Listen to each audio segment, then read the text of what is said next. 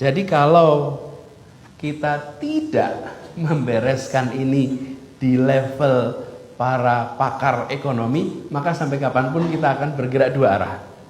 Filosofinya kerakyatan, alatnya kapitalis. Karena di alatnya kita nggak punya. Yang bergerak kapitalis juga mencoba untuk mencari justifikasi filosofinya, bukan?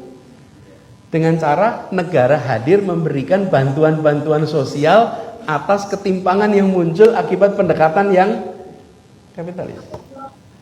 Assalamualaikum warahmatullahi wabarakatuh. Sahabat Pena Ufuk, kita berjumpa kembali.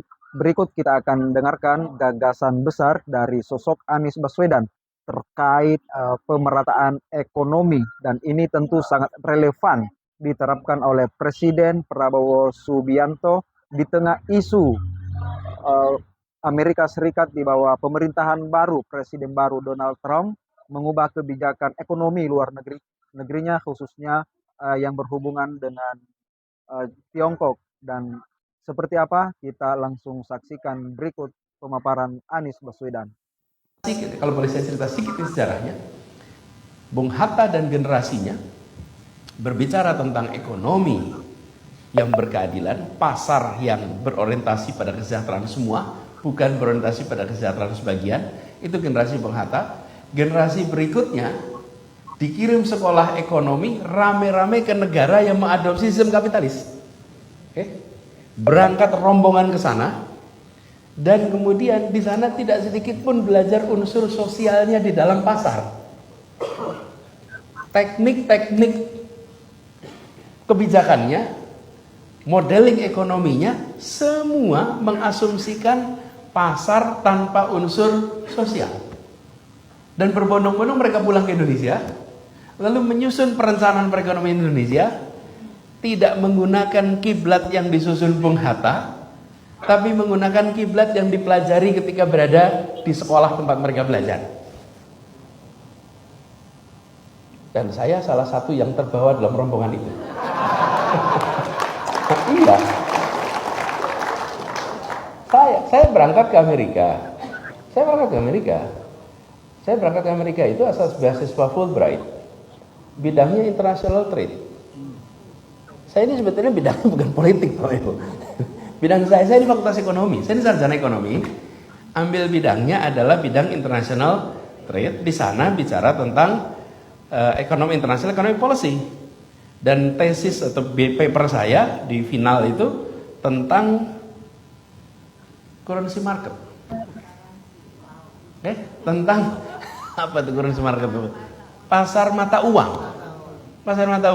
Dan bagaimana mengelola currency market itu dengan benar, gitu kira-kira. Nah, tapi untungnya, fondasi yang saya bawa berangkat itu fondasi yang saya pelajari dari Bapak Mubiarto. Karena saya belajar ekonomi di Fakultas Ekonomi Universitas Gajah Mada, guru saya namanya Profesor Mubiarto yang bicara ekonomi Pancasila. Jadi, ketika saya berangkat ke sana, saya lihat itu, beda ya gitu di sana. Nah, jadi ketika kemudian saya ketemu dengan instrumen-instrumen itu, saya kemudian membaca, begini rupanya cerita Republik ini.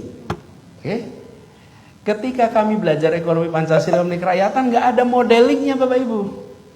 Nggak ada. Mana modelnya? Coba kalau Bapak Ibu tanya, ini mana modelnya?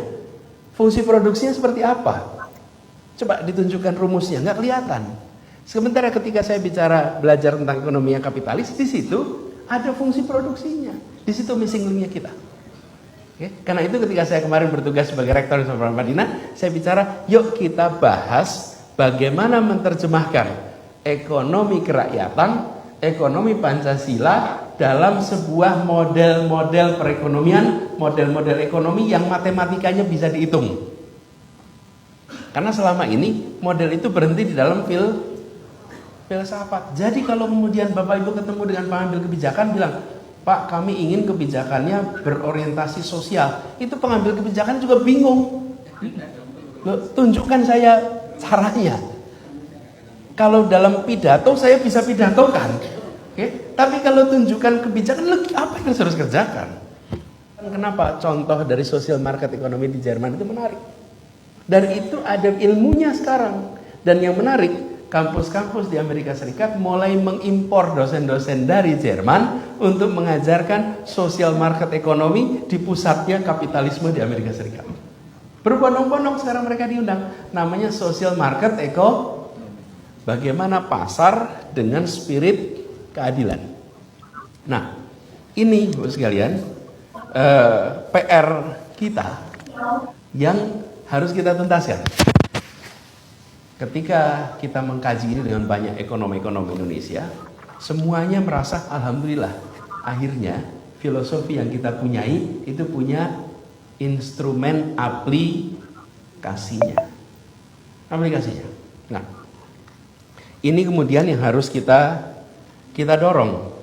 Jadi kalau kita tidak membereskan ini di level para pakar ekonomi, maka sampai kapanpun kita akan bergerak dua arah.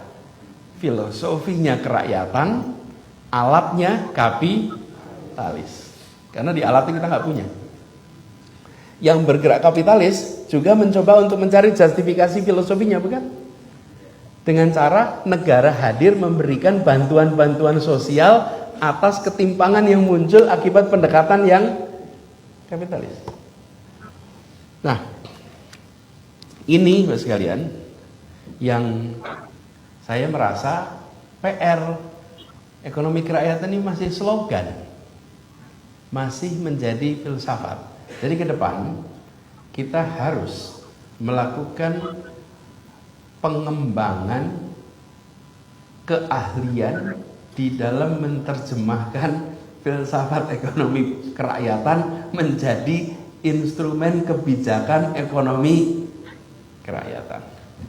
Sangat tepat apa yang dikatakan oleh Pak Anies Baswedan terkait dengan muara arah kebijakan ekonomi, dan tentu ini sebenarnya pikiran tidak hanya Pak Anies Baswedan, tapi siapapun ya, saya kira yang menjadi presiden di negeri ini, kebijakan ini sangat relevan dalam konteks apapun dan dimanapun. Dan tentu inilah tujuan dari Undang-Undang Konstitusi kita, menghadirkan keadilan sosial bagi seluruh rakyat Indonesia. Karena pertumbuhan ekonomi bagi sebuah bangsa tidak akan berarti apa-apa jika tidak menghadirkan perubahan kesetaraan, perubahan kesejahteraan, tidak menghadirkan pertumbuhan kesejahteraan bagi masyarakat.